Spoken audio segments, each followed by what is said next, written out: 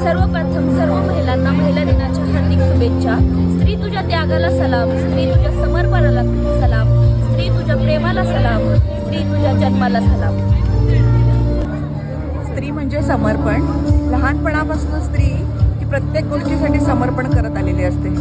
सर्वप्रथम ती आपल्या आईवडिलांसाठी, नंतर भावंडांसाठी, नंतर आपल्या संसारासाठी पण ती आपल्या प्रथम नवऱ्यासाठी, सासू सासऱ्यांसाठी आणि सगळ्यात शेवटी समर्पण करते ती आपल्या मुलाबाळांसाठी.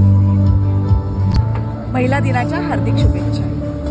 सर्वप्रथम सर्व स्त्रियांना महिला दिनाच्या खूप खूप शुभेच्छा.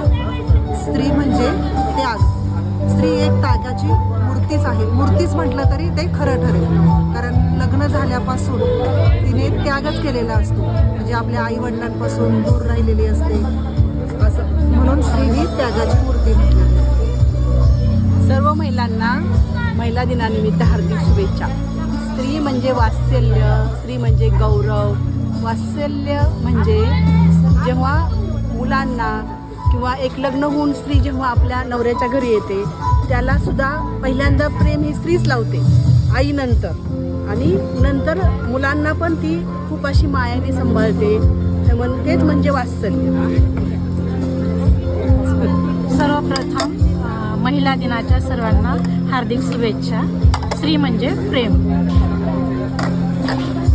सर्वप्रथम सगळ्या मैत्रिणींना महिला दिनाच्या हार्दिक शुभेच्छा. स्त्री म्हणजे जिव्हाळा. सर्वप्रथम सगळ्या माझ्या लाडक्या मैत्रिणींना स्त्री दिनाच्या हार्दिक शुभेच्छा. स्त्री म्हणजे ही माया असते. सर्वप्रथम सर्वांना महिला दिनाच्या हार्दिक शुभेच्छा. स्त्री म्हणजे शक्ती.